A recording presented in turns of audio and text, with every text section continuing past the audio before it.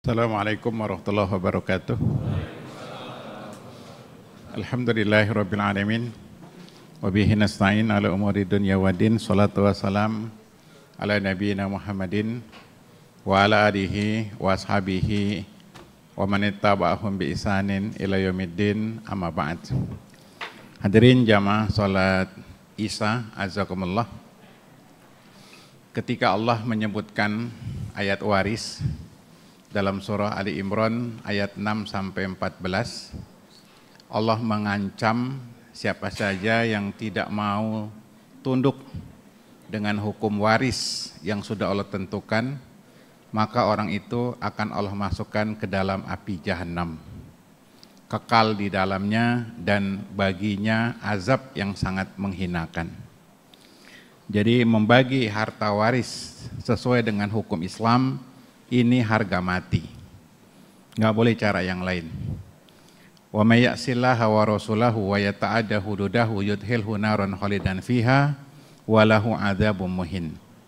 Barang siapa yang durhaka kepada Allah dan Rasulnya dan melanggar batasan hukum waris yang sudah Allah tentukan, Allah akan masukkan orang itu ke dalam api jahanam, kekal di dalamnya dan baginya azab yang sangat menghinakan. Walaupun udah jelas ayatnya, masih banyak orang yang membagi waris yang tidak sesuai dengan tuntunan Quran. Yang pertama penyimpangannya adalah warisan dibagi orangnya masih hidup. Ini enggak sah. Banyak orang sudah bagi-bagi warisan, sehingga kalau dia mati udah enggak ada warisan lagi. Ini enggak sah. Warisan dibagi masih hidup tidak sah. Dan orang buruk sangka sama agama, seolah-olah kalau ada warisan bikin ribut keluarga. Yang salah itu bukan syariatnya, orangnya. Di Indonesia itu orang kalau dia lihat duit gelap mata, nggak rakyat, nggak pejabat, sama aja. Ya, bagi-bagi dulu. Ntar kalau gua mati udah nggak ada warisan. Ini salah. Makanya bapak-bapak, duit tuh jangan buat anak terus. Anak tuh memang jarang ingat orang tua, jarang gitu. Paling ingat orang tua pas lebaran, ya udah mati baru ke kuburannya. Cuma itu doang. Itu pun baca doa nggak bisa. Yang baca doa calo di kuburan tuh, maklar doa. Ya, mau panjang mau pendek nih bacanya nih, gitu. Kata yang orang kaya, sampai lemes bang, bacanya sampai lemes. Gitu. Iya, makanya kalau banyak duit, buat dakwah lah.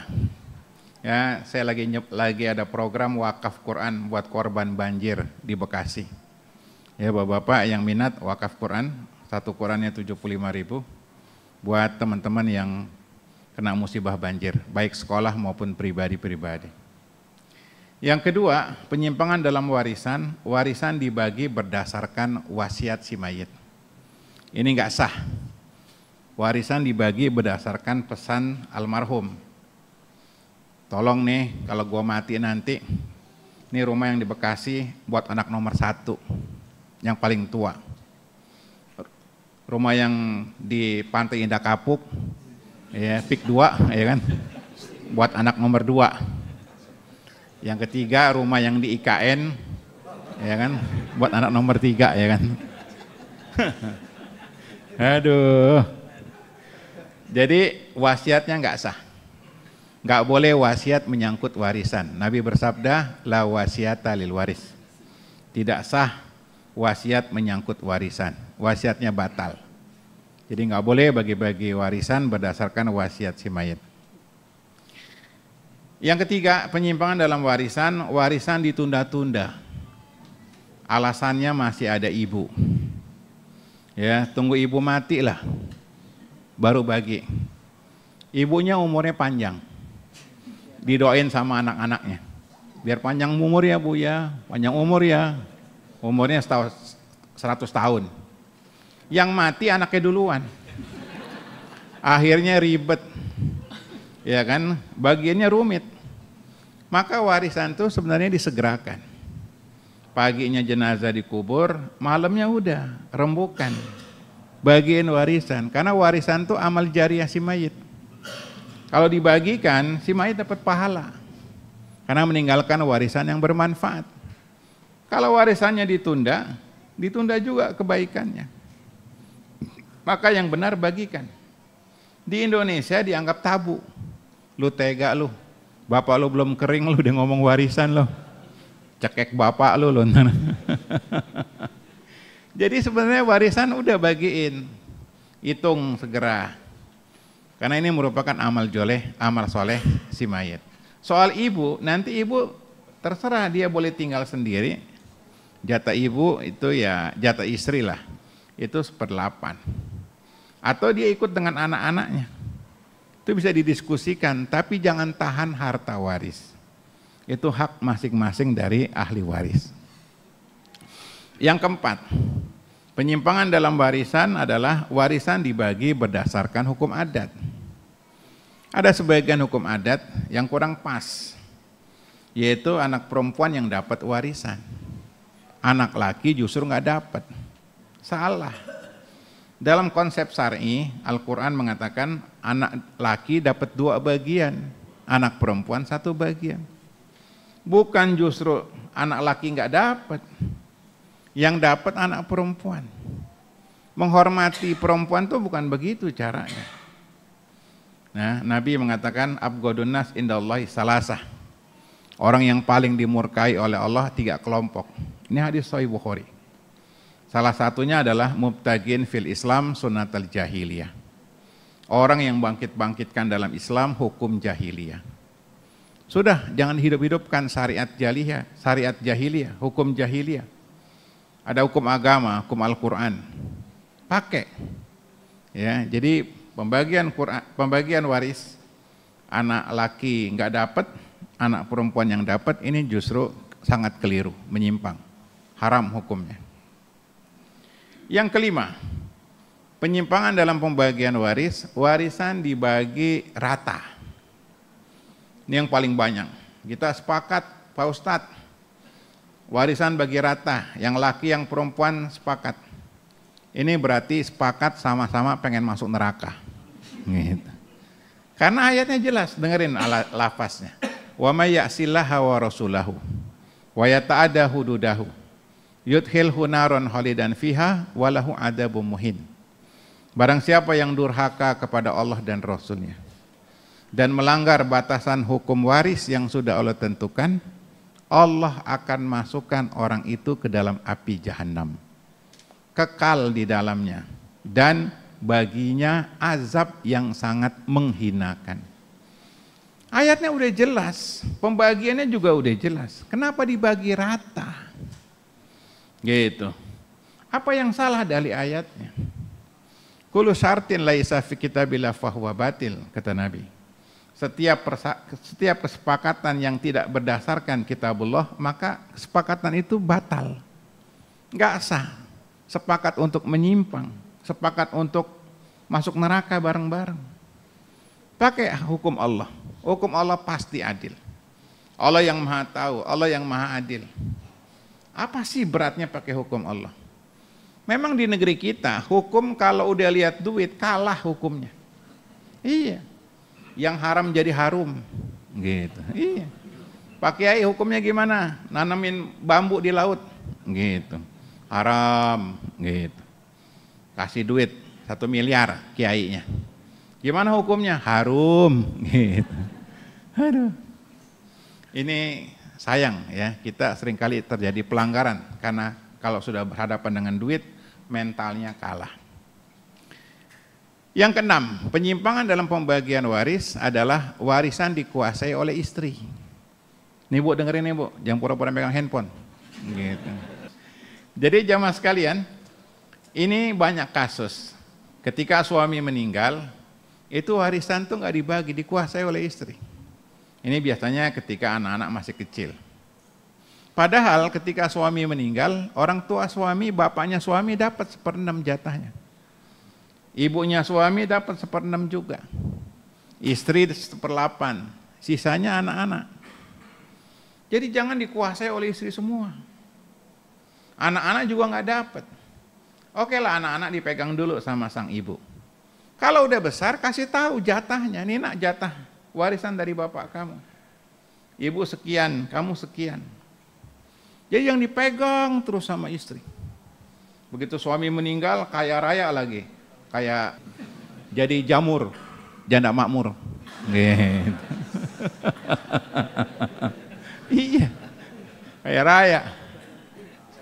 Nah ini kesalahan bagi perempuan.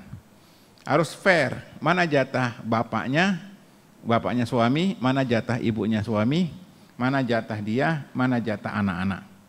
Dipegang sementara oleh ibunya nggak apa-apa, tapi ketika anaknya sudah besar, udah dewasa, udah SMU mamanya, kasih ini jatah kamu nak, ini jatah ibu. Kalau enggak, dosa ibunya, makan duit haram. Kasus yang kedua, kasus poligami. Dengerin nih Pak, gitu, jangan pura-pura nunduk, gitu. Orang kalau kawin lagi, ngomong, kasih tahu istrinya, yang pertama, bahwa dia punya istri lagi. Jangan sampai ketika seorang wafat, istri kedua nggak dapat warisan. Karena statusnya nggak diakui oleh istri pertama. Istri pertama banyak serakah. Saya yang sah, saya nikah di KUA. Kalau istri kedua kan nikahnya di bawah tangan, di Sukabumi. Gitu. Iya Pak, yang biasa nyimpen di Sukabumi. Ya. Jampang Kulon, Jampang Surade, ya kan. Cibadak, ya kan. Pak Ipan ketawa. Patut dicurigai nih. Banyak yang nyimpen di Sukabumi. Jadi istri kedua nggak dapat, padahal jatahnya sama. Pernikahan walaupun di bawah tangan, ya kemarin juga saya nikahin orang kan gitu ya. Tapi pakai legalitas walaupun nggak KUA. Saya bilang nanti kalau ada waktu ngurus ke KU ya gitu. Nah, walaupun dia bawah tangan, yang penting sah. Ada saksi, ada wali, ada pengantin, dan ada akdu nikah. Yang penting sah. Seringkali istri kedua nggak dapat. Padahal istri pertama tahu, nggak dikasih, nggak boleh. Ya, pernah kejadian di Saudi, ada orang pengusaha Arab Saudi punya pom bensin. Tapi yang Arab Saudi bukan yang Pertamina, gitu. Pertamina oplosan ya kan. Saudi, bos minyak Saudi, nikah sama orang Puncak, gitu. Udah sepuh, udah doyong, ya, udah doyong tuh aki-aki itu, pengen kawinin diamprokin di Sukabumi.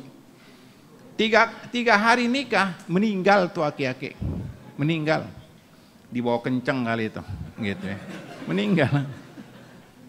Tapi istri yang di sana di Saudi itu paham kalau suaminya betul nikah sah, dapat tuh istri yang Sukabumi.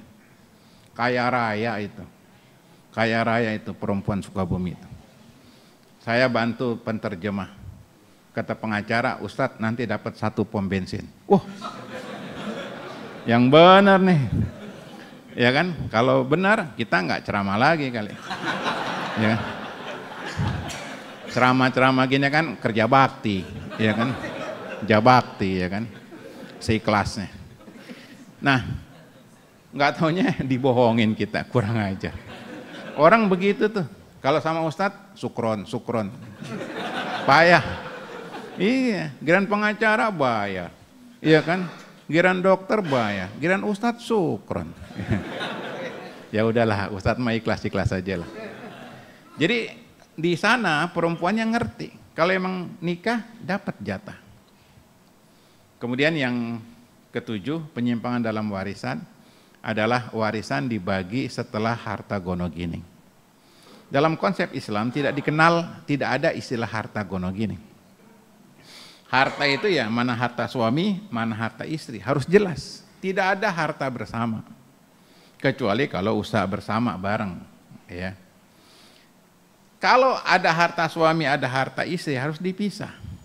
Kalau suami meninggal, maka aset suami otomatis semuanya masuk warisan. Hukum di Indonesia, kalau suami meninggal, separuh harta itu otomatis milik istri dengan nama harta gono-gini. Ini hukum salah di negeri kita. Nggak ada dalam Islam harta gonogini. Suami umpamanya punya aset 10 miliar. Yang 5 miliar itu otomatis punya istri. Yang sisanya 5 miliar baru itu warisan. Dan nanti istri dapat lagi dari harta warisan itu, yang 5 miliar. Ini salah. Saya jelaskan ini di Mahkamah Agungnya nggak terima. Kita udah ada hukum kompilasi. Islam, adat, dan negara. Ini hukum harta gonogini. Harta gonogini nggak ada dalam Islam. Marah hakim agamanya, saya dipecat, gak boleh ngajar lagi di Mahkamah Agung, kurang ajar, gitu. Yeah. Tapi tahun kemarin dipanggil lagi saya, ya saya ceramah lagi, alhamdulillah, insaf Mahkamah Agung, gitu. Saya bilang Mahkamah Agung masuk Islam lagi nih manggil saya, gitu. Nggak dipakai lagi akhirnya. Yeah. Jadi jamaah sekalian, harta gonogini dalam Islam nggak ada. Perempuan nuntut harta gonogini, nuntut harta yang haram. Makanya ibu-ibu kalau mau nuntut harta sekarang, boleh, namanya harta tamlik, harta kepemilikan. Kalau suaminya kaya, punya showroom mobil, minta, sah, minta. Mobilnya banyak, bang. Tuh Mercy yang listrik buat saya ya, gitu. Mercy ngeluarin listrik, sekali cas, Surabaya pulang lagi sekali cas. Harganya 1,4 miliar, gitu. Iya. Minta sama suaminya, kalau suaminya mampu. Kalau dikasih, jangan lupa sama saya, gitu. Kan saya ngajarin ya kan. Masa kongguan nggak dapet ya kan. Ramadan nih. Mudah-mudahan Pak Ivan dapat hidayah. Gitu. Saya tambahin lagi, hukum seputar anak. Dalam Islam, anak itu ada 5. Pertama, anak kandung. Anak kandung pasti dapat.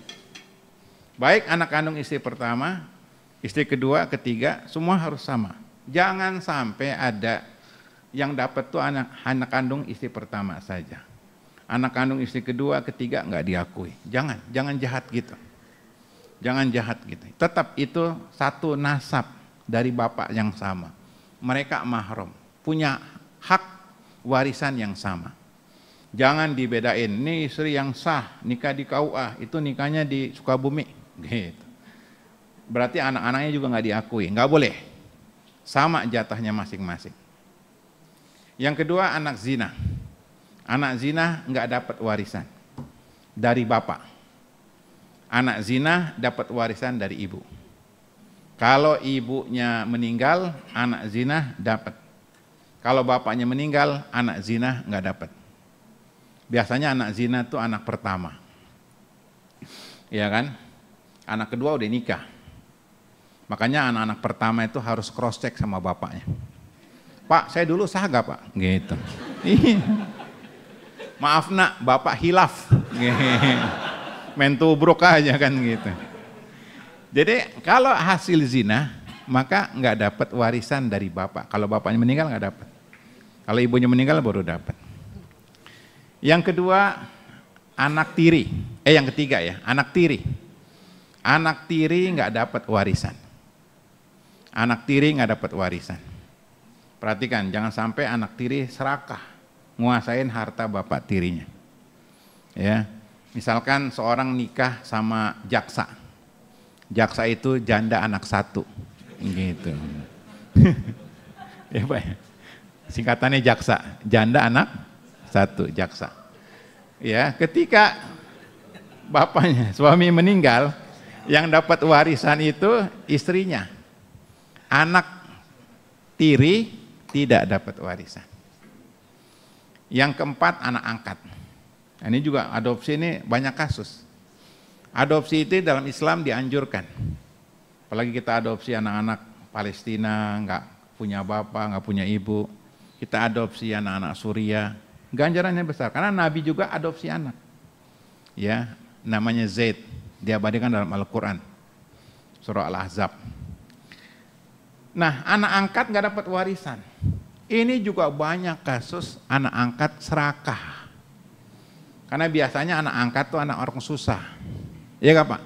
Anak orang kaya mana mau diangkat. Pak anaknya buat saya deh. Nggak mau, enak aja, lu kayaan gua. Iya. Iya. Iya gak? Yang biasa diangkat tuh anak orang susah. Kalau bapaknya meninggal susah lagi dia. Makanya seringkali anak angkat tuh serakah. Nggak boleh. Kalau mau minta masih hidup. Pak, minta dong Pak. Gitu. Kalau bapak nggak ngasih, saya nggak dapat apa-apa kalau meninggal. Nah ini harus fair. Di mana-mana kasus orang nggak punya anak, itu hartanya dikuasai oleh anak angkat. Kalau seorang nggak punya anak, nggak punya ahli waris, maka ahli warisnya ring 2, kakaknya, adeknya, gitu, pamannya, itu dapat warisan. Ya. Kemudian yang terakhir anak susu. Anak susu. Seorang perempuan menyusui bayi yang bukan anaknya. Maka anak yang disusui oleh perempuan itu termasuk anak susu. Anak susu nggak dapat warisan. Anak susu hanya terkait dengan hubungan mahram. Anak kandung dengan anak susu nggak boleh menikah. Dan mereka adalah mahram. Tapi tidak terkait dengan warisan. Mudah-mudahan warisan dari orang tua kita senantiasa diberkahi oleh Allah Subhanahu wa taala. Dan orang tua kita yang wafat meninggalkan warisan yang bermanfaat, semoga Allah lipat gandakan ganjarannya. Subhanakallahumma bihamdika, asyhadu an la ilaha illa anta astaghfiruka wa atubu ilaik. Assalamualaikum warahmatullahi wabarakatuh.